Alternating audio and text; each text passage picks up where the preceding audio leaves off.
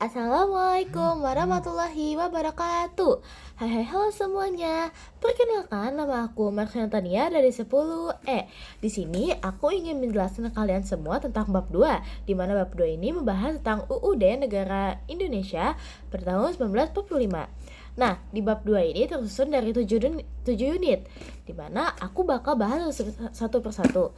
Nah, jadi langsung aja kita ke unit 1. Unit 1 ini membahas tentang Konstitusi UUD NRI tahun 1945, di mana konstitusi pernyataan tentang bentuk dan susunan suatu negara yang dipersiapkan sebelum atau sesudah berdirinya sebuah negara. Perubahan konstitusi dapat membawa perubahan besar ke negara, dari yang demokratis bisa menjadi otoriter macam konstitusi. Nah, dari macam-macam konstitusi ini ada dua, yaitu tertulis dan tidak tertulis. Konvensi merupakan aturan-aturan dasar yang timbun dan terpelihara. Contohnya pidato presiden pada setiap 16 Agustus. Nah, itu adalah penjelasan singkat tentang unit 1 pada bab 2. Langsung saja tanpa berlama-lama lagi, kita ke unit 2-nya. Untuk unit 2 dalam bab 2 ini membahas tentang norma, di mana norma ini memiliki dua makna, yaitu pertama, diartikan sebagai aturan atau ketentuan yang mengikat warga kelompok dalam masyarakat. Kedua, bisa diartikan juga sebagai aturan, ukuran, atau kaidah yang dipakai sebagai tolak ukur dalam suatu masyarakat untuk menilai atau memperbandingkan sesuatu.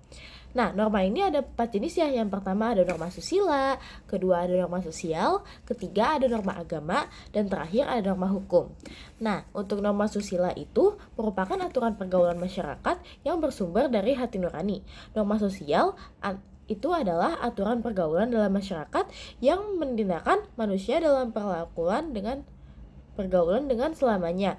Lalu norma agama yaitu aturan pergaulan dalam masyarakat yang bersumber dari ajaran agama. Dan terakhir ada norma hukum, di mana norma ini merupakan aturan pergaulan dalam masyarakat yang berasal dari peraturan yang dibuat oleh pemerintah atau DPRD di berbagai tingkatan. Itulah penjelasan singkat tentang unit 2 pada bab 2. Langsung saja kita ke unit 3-nya. Nah, unit 3 dalam bab 2 ini membahas tentang Pancasila, di mana Pancasila menjadi segala sumber hukum negara.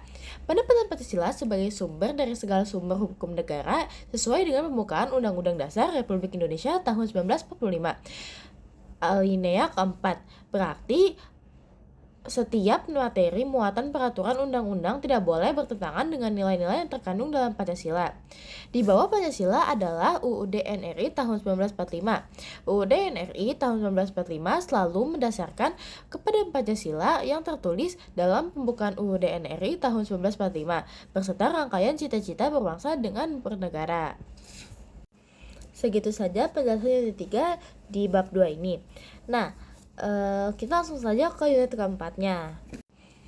Unit keempat dalam bab 2 ini membahas tentang konsensus, di mana dalam KBBI kesepakatan berarti perihal sepakat atau maknanya konsensus, sedangkan makna konsensus adalah kesepakatan kata atau pemufakatan. Nah, di mana kesepakatan bersama dapat dikaitkan dengan integrasi sosial. Nah, integrasi sosial ini merupakan proses penyesuaian di antara unsur-unsur yang saling berbeda dalam kehidupan masyarakat sehingga menghasilkan pola kehidupan masyarakat yang memiliki keserasian fungsi. Integrasi sosial juga diperlukan agar masyarakat fisik maupun konflik yang terjadi bersosial budaya. Dalam integrasi sosial, kesepakatan bersama mewujudkan dalam bentuk asimilasi atau pembauran kebudayaan dan akulturasi atau penerimaan sebagai unsur asing.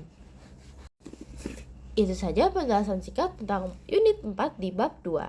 Selanjutnya ada di unit 5, di mana unit 5 ini membahas tentang pembentukan peraturan perundang-undangan.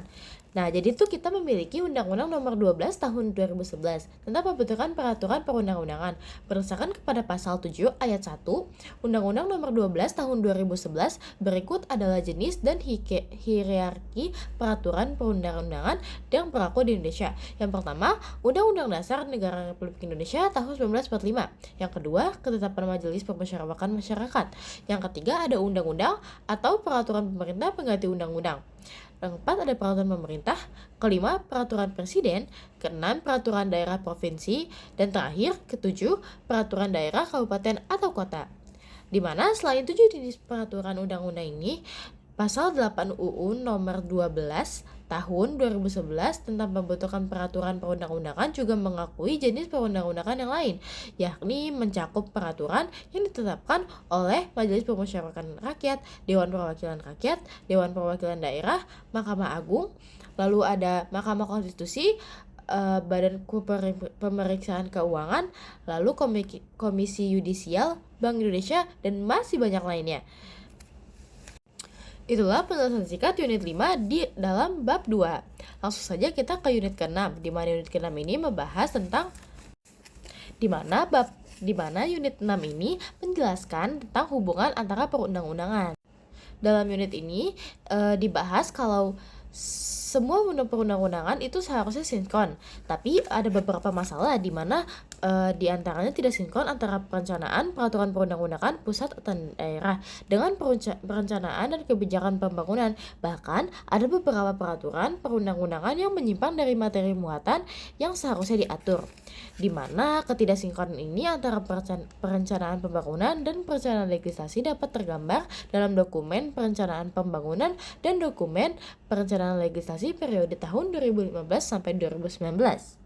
Dari 70 rancangan undang-undang ini dalam usulan RPJPN atau Rencana Pembangunan Jangka Panjang Nasional itu dan Prolegnas 2015 sampai 2019 hanya 3 RUU yang kemudian dapat disahkan. Di luar 70 RUU tersebut, masih ada 12 RUU yang diusulkan oleh pemerintah dalam prolegnas yang berada di luar kerangka perencanaan pembangunan nasional. Dan terdapat 14 RUU yang masuk dalam RPJMN tetapi tidak masuk ke dalam prolegnas. Selain itu ada banyak peraturan perundang-undangan seperti peraturan daerah atau Perda yang bahkan bertentangan dengan peraturan perundang-undangan di atasnya. Sinkronasi atau harmonisasi antar produk perundang-undangan nasional daerah diperlukan sebagai satu kesatuan hukum yang saling mendukung menjadi legitimasi dan arah bagi pembangunan Indonesia. Itu saja penjelasan singkat tentang unit 6. Selanjutnya ada unit 7, di mana unit ini membahas tentang menganalisis isi produk perundang-undangan. Di mana dalam hal tersebut itu memiliki 3 aturan. Yang pertama, tidak boleh bertentangan dengan Pancasila dan UUD NRI tahun 1945. Seluruh peraturan perundang-undangan di Indonesia harus merujuk kepada Pancasila dan UUD NRI. Tidak boleh mengabaikan apalagi bertentangan. Lalu peraturan kedua, peraturan perundang-undangan yang ada di bawah UUD NRI tahun 1945 harus merujuk atau memiliki cantolan terhadap pasal atau ayat yang ada dalam UUD NRI tahun 1945. Ketiga, itu isinya harus searah dengan Pancasila dan juga mendukung terhadap peraturan perundang-undangan yang di atasnya. Norma hukum yang ada harusnya dapat dilaksanakan dan harus laras dengan upaya mendorong pemerintah yang melayani kepentingan rakyat dan memperhatikan rasa keadilan masyarakat dan tidak mempergunakannya untuk korupsi. Itu saja penjelasan dari unit 1, penjelasan bab 2 dari unit 1 sampai unit 7. Terima kasih telah menyimak saya. Wassalamualaikum warahmatullahi wabarakatuh.